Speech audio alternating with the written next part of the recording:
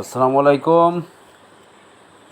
Take health village agro প্রতিষ্ঠানের nursery প্রজেক্টের কাগজে লেবুর চারা আপনারা দেখতে পাচ্ছেন।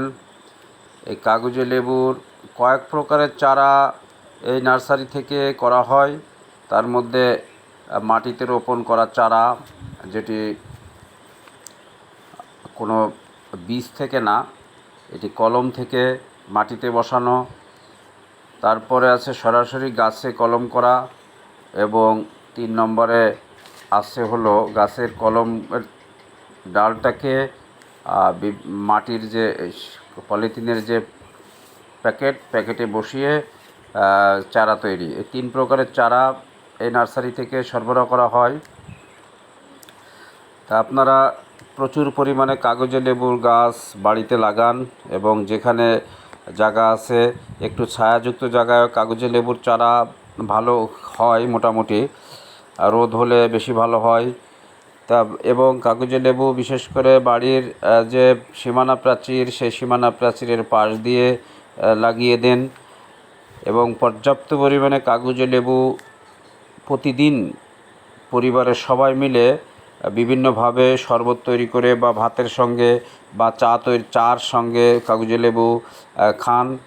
কারণ কাগজে লেবুকে আপনি আপনার শরীরের ভিতরের যে ময়লা আবর্জনা পরিষ্কার করার জন্যে আপনি মনে করতে পারেন।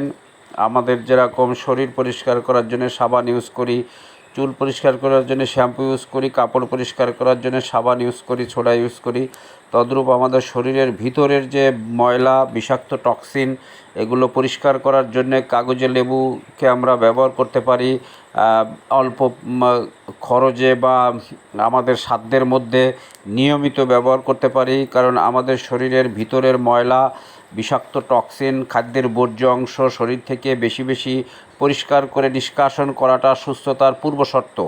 কারণ আমাদের শরীরে যত পরিমাণে ভেজাল কেমিক্যাল, বিভিন্ন ফরমালিন এবং বিষাক্ত খাবার বা বিভিন্ন ওষুধ, কেমিক্যাল, পেস্টিসাইড দিয়ে তৈরি খাবার তৈরি করা হচ্ছে, তার বর্জ্য অংশ শরীরের ভিতরে থেকে যায়।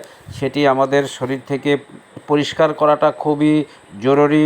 বর্তমান যে জীবনযাপন পদ্ধতি, এই জীবনযাপন পদ্ধতিতে সুস্থ থাকার একটি মহা সিক্রেট হলো শরীরের ভিতরের বিষ বর্জ্য ভালো করে নিষ্কাশন করা, শরীর থেকে বের করা।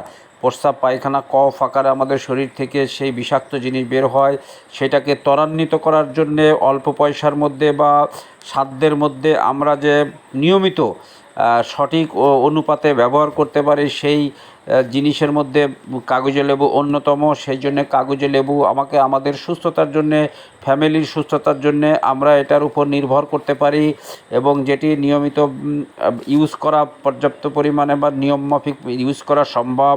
একটু সচেতনভাবে আমরা খেয়াল করলে, এই কারণে আপনাদের কোনো গাফিলতির সুযোগ নাই। প্রত্যেকেই পর্যাপ্ত পরিমাণে কাগজে লেবুর চাষ করেন বাড়িতে, এবং যেখানে যতটুকু ছোটো জায়গা আছে কিংবা ছাদে কাগজে লেবুর চাষ করেন। আমি এই কাগজে লেবুর গুরুত্ব সম্পর্কে যথেষ্ট লেখাপড়া করেছি এবং গবেষণা করেছি।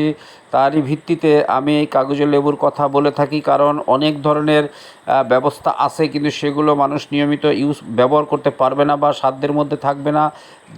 কিন্তু কাগজে লেবু সেটি সাধ্যের মধ্যে এবং ব্যবহার করতে পারবে বলেই কাগজে লেবুর কথা বলি।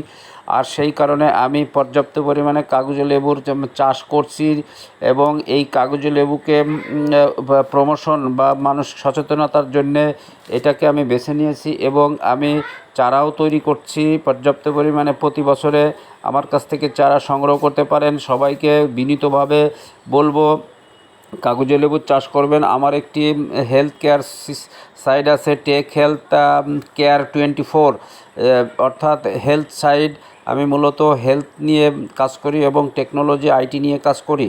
আমি আয়ুর্বেদিকের উপরে 4 বছরের ডিপ্লোমা কমপ্লিট করেছি, এবং দীর্ঘদিন এই ন্যাচুরোপ্যাথি বা ফুডের মাধ্যমে কিভাবে সুস্থ থাকা যায় সেটার উপরে কাজ করেছি।